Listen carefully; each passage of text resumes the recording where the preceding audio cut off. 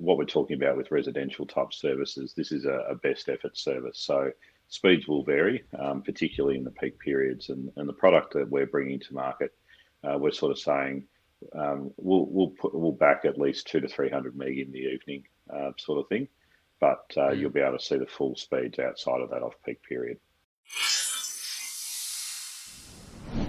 Well, let's talk about internet across the country. The National Broadband Network, one of the retailers, has just come out, Aussie Broadband, and announced that they are doing a Gigabit internet service. Gigabit is 1,000 megabit, and it offers people the ability, depending on the NBN method of technology that they connect to the network, faster speeds than ever before. And I thought we'd have a chat with the managing director of Aussie Broadband, the retailer that has made this announcement, Phillip Britt. How are you, Phillip?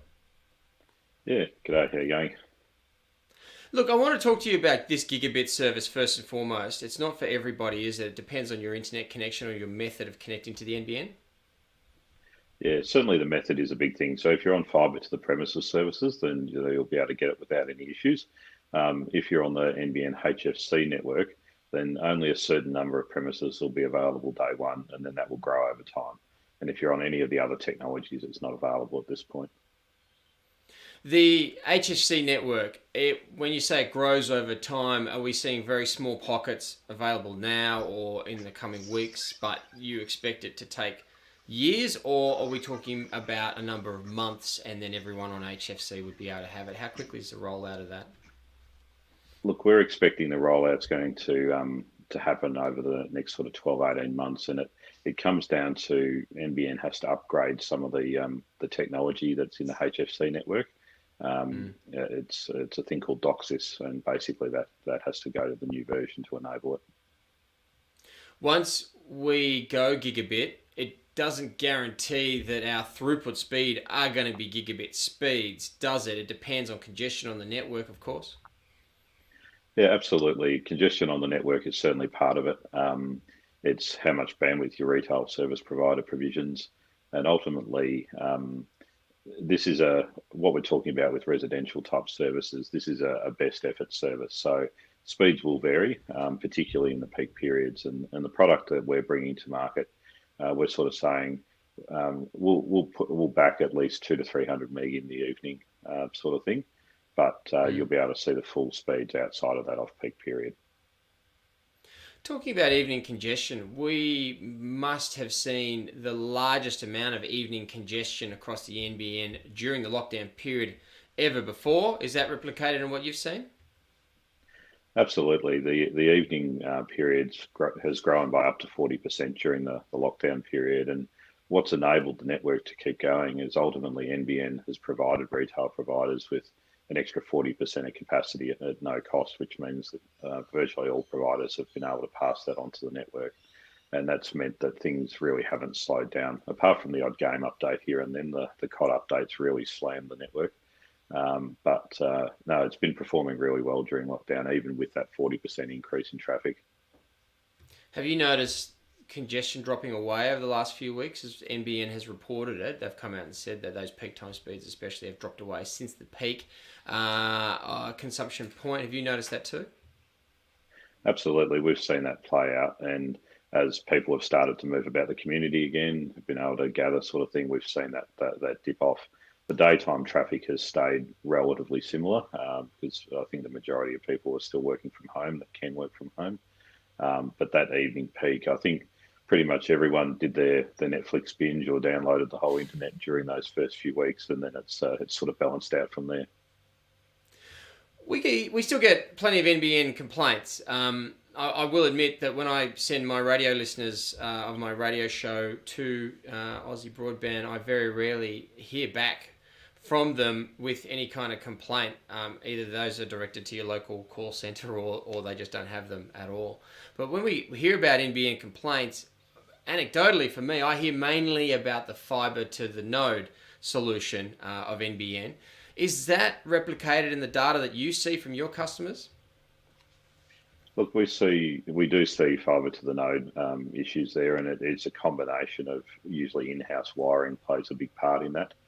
Sometimes in the street where water gets into joints and things like that and can affect performance. But probably more recently, we've been seeing upstream speed complaints in the HFC network, and that's sort of been brought about by a lot of people doing the work from home, a lot more video from home, and there are some segments of HFC which are under pressure at the moment. So when you talk about congestion on the HFC, I don't understand how customers continue to misunderstand how not all NBN providers are the same. I mean, can you explain as clearly as you can how each different retailer has different options around providing speed options for their customers?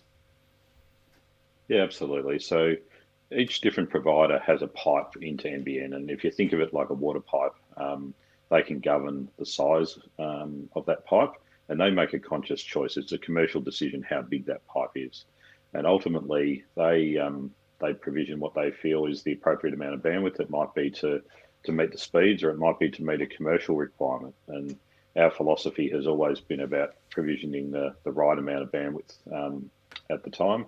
There'll be some times that we get caught out by a game update or that, but in general, we have spare capacity sitting around.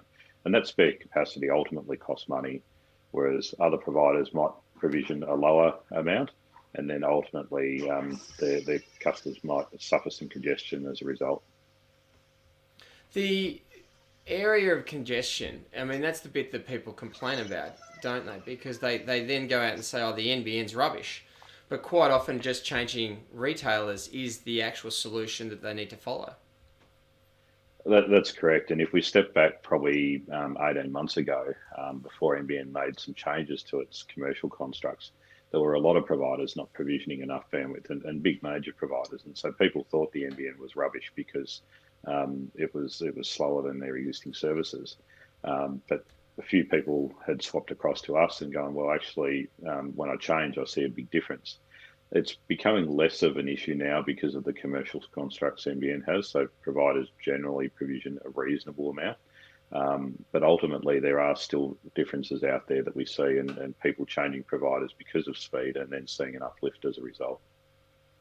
Phillip, you and I have one similarity with our internet. I did home renovations in the form of digging a trench and laying my own conduit up to the street to get fixed line internet, which then allowed the NBN to follow a path down to my house when it was ready to be installed. You also did some changes at your end as well to move from a fixed wireless solution to a fixed line solution.